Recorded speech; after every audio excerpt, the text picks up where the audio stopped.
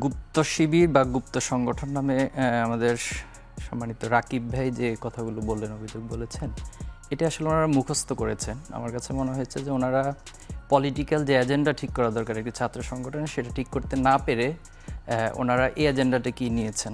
তো এক্ষেত্রে আমি একটি গল্প দিয়ে শুরু করতে চাই। আমি যখন ফার্স্ট টাইম ঢাকায় এসেছি, তো একবার সদরঘাট থেকে মিরপুর যাচ্ছিলাম। আপনি জানেন যে ফার্মগেট এলাকায় ওই যারা হচ্ছে ছিনতাইকারী, এদের একটা চক্র থাকে। আপনাদের অভিজ্ঞতা থাকতে পারে, রাকিব ভাইয়ের ভালো অভিজ্ঞতা থাকতে পারে বিষয়ে। তো সেখানে যখন গিয়েছে, জানলার পাশ থেকে মোবাইল টান দেওয়া হয়। তো টান দেওয়ার পর দেখা গেছে যে বাহিরে এবং ভিতরে, অর্থাৎ গাড়ির ভিতর থেকেও একটা গ্রুপ এই চোর চোর ছিনতাইকারী বলে চিৎকার দিয়ে ওঠে।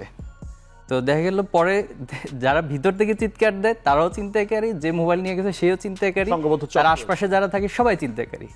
তো রাকিব ভাইয়ের গল্পটা মানে গুপ্ত বলাটা আমার কাছে কেন জানি সেটার সাথে বেশ সিমিলার মনে হয়, যে গুপ্ত গুপ্ত।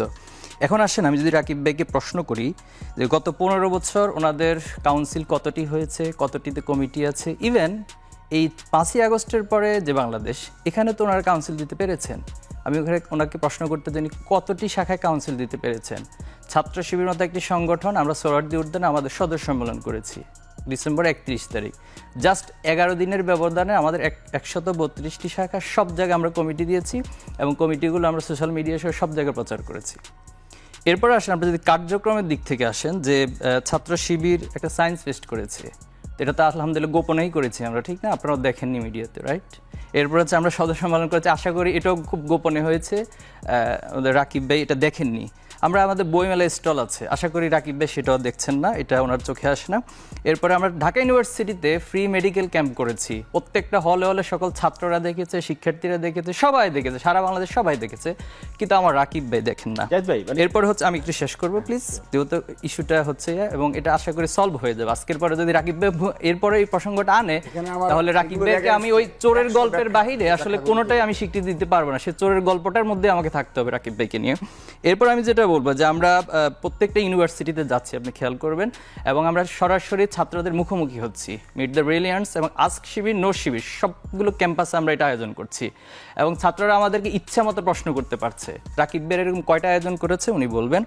দেন আমরা শিক্ষার্থীদেরকে নিয়ে অনেকগুলো বৃত্তি প্রকল্প চালু করেছি, বেশ কিছু প্রোগ্রাম সব জায়গায়। আমাদের প্রত্যেকটা ক্যাম্পাসে আমাদের প্রকাশনাগুলোর প্রদর্শনী হচ্ছে।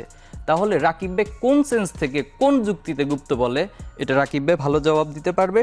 তবে ওনাদের যে রাজনীতি, ওনারা যেটা রাজনীতি করছেন, ওনারা আসলে গঠনমূলক রাজনীতির মধ্যে নেই। ওনারা হচ্ছে এক ধরনের আগের মতো দখলদারিত্ব এবং ফ্যাসিবাদ কায়েমের যে রাজনীতি, সেদিকে ধাবিত হচ্ছে। এবং আমরা ওনাদেরকে বারবার বোঝানোর চেষ্টা করেছি, 5ই আগস্টের পরে ওনাদের সাথে সাক্ষাৎ করে বুঝিয়েছি এবং আমরা ইনডিরেক্টলি অনেকভাবে কৌশলে মেসেজগুলো দেওয়ার চেষ্টা করেছি। দেখুন, 5ই আগস্টের আগের রাজনীতি আর পরের রাজনীতি এক না, আপনারা আসুন, ভালো ধারায় আসুন, আমরা আপনাদেরকে সহযোগিতা করবো, আমরা মিলেমিশে রাজনীতি করি। এবং ছাত্রদের ছাত্র রাজনীতির প্রতি যে একটা তিক্ততা জন্ম নিয়েছে, একটা ট্রমা জন্ম নিয়েছে, এটা যদি আমরা ঐক্যবদ্ধভাবে কাজ না করি, সেটা দূর হবে না। তো আমাদের রাকিব ভাই গতকাল ওনাদের ছাত্র সংগঠন যে কাজটা করলো কুয়েটে, সেটা তো সারা মানে আমরা মিডিয়াতে সবাই দেখেছি স্পষ্ট, সেখানে ছাত্র দল কিভাবে সেটার সাথে যুক্ত ছিল এবং যুব দলের কারা সেটা, এবং আলহামদুলিল্লাহ রাকিব ভাই খুব শুরুতে স্বীকার করে নিয়েছেন যে যুব দল এবং স্থানীয় বিএনপি তারা সেখানে যুক্ত ছিল এবং তাদের হাতে দেশি অস্ত্র ছিল, এটা ফুটেজে সবাই দেখেছে।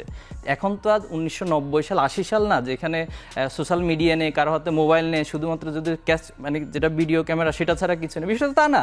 এখন তো সব কিছু সবার কাছে অবারিত। তো এরপরও রাকিব ভাইয়ের এই লজিকটা আসলে কোনো যুক্তি আমি মানতে পারছি না এবং আশা করি আজকের দিনের পরে রাকিব ভাই এই সমস্ত শব্দ আর ব্যবহার করবে না। আর ওপেন সংগঠন হিসেবে উনি আমাকে এই উত্তরটা অবশ্যই দিতে হবে যে গত 15 বছর ওনাদের কাউন্সিল এবং ওনাদের কার্যক্রম কি ছিল, আর এই 6 মাসে ওনাদের কাউন্সিল এবং কি কি কার্যক্রম ওনারা করেছে, এই জাস্ট এই দুইটা বিষয় বললে আমরা ওপেন সংগঠনের সংজ্ঞাটা আশা করি আজকে ক্লিয়ার হয়ে যাবে। 1 মিনিটে জবাব নিয়ে আমরা জবাব দেই।